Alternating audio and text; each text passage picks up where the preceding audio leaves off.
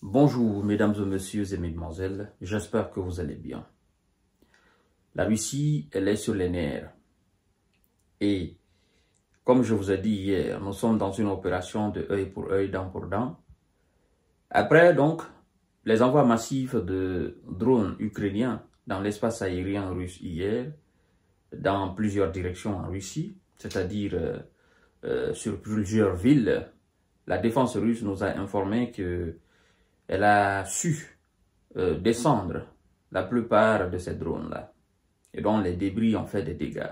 Il y en a même qui ont touché des cercles d'installations pétrolières. Et donc ça a créé des incendies.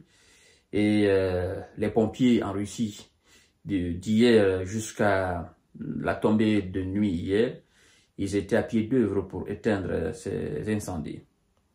Et j'ai même appris par ailleurs que dans ces activités de maîtriser le feu, il y a 2 pompiers russes qui ont été envoyés au repos définitif. Et donc, je crois que la Russie n'a pas apprécié cela. Et nous avons eu une première réponse de la Russie à Zaporizhzhia, où ça criait dans tous les sens, parce que effectivement, on nous a appris qu'il y a 13 personnes, 13 citoyens ukrainiens qui ont été envoyés au repos définitif. Et par après, nous avons appris, parce que c'était des bilans provisoires, nous avons appris que 113 ont été envoyés à l'infirmerie, et je veux dire à l'hôpital. Alors voilà, ce sont des termes que nous utilisons. Mais la plupart d'entre eux sont dans des situations critiques. Voilà. Et la Russie ne s'est pas arrêtée là.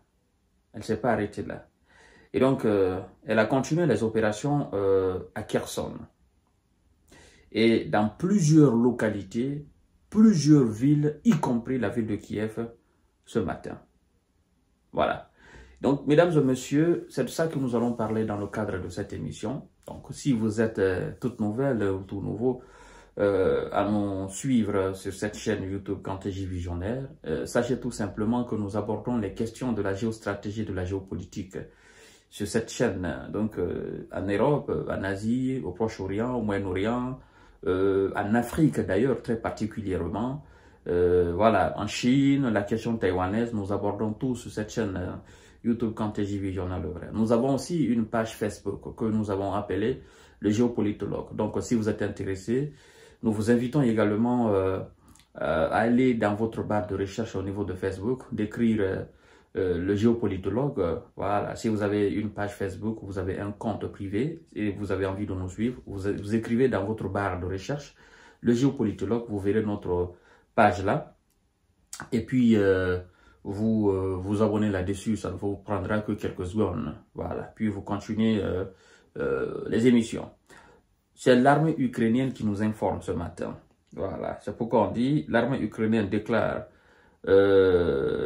que dans la nuit du vendredi, dans la nuit du 9 janvier 2025, à partir de 19 h le 7 janvier, parlant de la Russie, on nous informe que l'ennemi a attaqué avec plus de 70 drones le territoire ukrainien, a fait savoir l'armée de Kiev dans son rapport matinal, dont 46 ont été abattus selon eux. Voilà, par la défense dans les oblasts. Bon, premièrement d'abord parce que c'est plusieurs oblasts qui ont été touchés.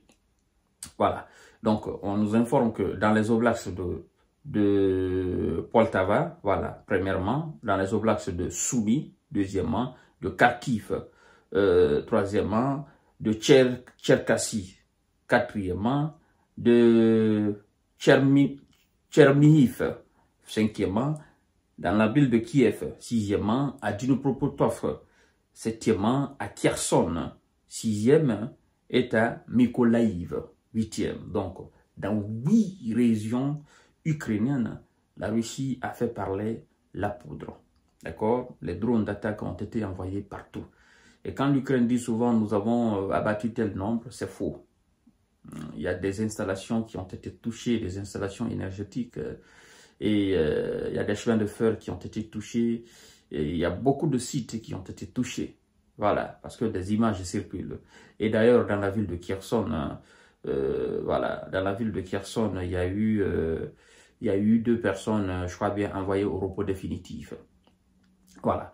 Donc, on dit, au moins 2 personnes ont été envoyées au repos définitif, voilà, suite aux attaques de drones russes. Ça s'est passé dans la ville de Kherson. Moscou poursuit, on dit Moscou poursuit ses opérations aériennes de grande envergure, c'est-à-dire ses attaques massives, voilà, sur l'Ukraine. Voilà. Donc, jeudi, au moins 2 concitoyens de M. Zelensky ont été envoyés au repos définitif et 3 autres ont été effectivement envoyés à l'infirmerie. Je veux dire, ils ont été blessés dans des attaques de drones sur 2 localités dans l'oblast de Kherson, dans le sud, a fait savoir le parquet ukrainien sur Telegram. Donc, la veille, on nous informe, on nous rappelle ce qui s'est passé la veille. La veille, c'est parce que c'est le bilan définitif de ce qui s'est passé hier. La veille, 13 personnes ont été envoyées au repos définitif et 113 autres ont été envoyées, n'est-ce pas, à l'infirmerie dans une attaque aérienne russe sur la ville de Zaporizhzhia dans le sud d'Ukraine, selon le dernier bilan communiqué jeudi par le ministère de l'Intérieur. Fin de citation. Alors, voilà donc ce qui s'est passé après les tentatives de M. Zelensky et ses superviseurs européens et américains d'attaquer le territoire russe avec des drones. Voilà, donc c'est œil pour œil, dent pour dent. Puisqu'ils aiment compter, les morts, ben, qu'ils comptent. Puisqu'ils aiment compter les blessés, ben, qu'ils comptent. Voilà, donc vous envoyez des drones et puis vous attendez à ce que la Russie ne réagisse pas. Non, c'est pas comme ça. Vous êtes dans la guerre.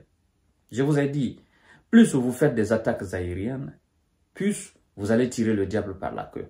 Mais moins vous le faites, ça va s'arrêter au niveau de l'opération spéciale militaire. Soit ça va s'arrêter voilà, à l'est de l'Ukraine, au niveau des lignes, des 1000 km de lignes de front, et puis dans la région de Kherson, ce sont voilà, les points les plus chauds.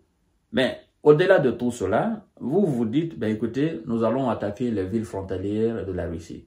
Nous allons les bombarder. Mais vous n'avez pas de moyens suffisants pour les faire. Vous n'avez pas de moyens suffisants pour toucher ce que vous avez envie vraiment de toucher. Voilà. Et donc quand c'est comme ça, l'autre, il est puissant. Il fabrique. Lui, il ne commande pas. Lui, il n'a pas besoin de la Chine ou encore moins de l'Iran ou de la Corée du Nord pour dire, bon, nous allons voter telle somme, nous allons faire ceci, nous allons faire réunion, il y a le congrès chinois, machin. Non, non, non, non, non. Eux-mêmes, ils ont leurs propres moyens. Donc, ils ne demandent pas à qui que ce soit de leur aider. Donc, s'ils ont envie de quelque chose qu'ils n'en ont pas, ben, ils achètent. Mais la plupart des choses qu'ils utilisent, les 99%, ce sont eux qui les fabriquent. Parce qu'ils ont la matière première, ils ont la technologie, ils ont la science.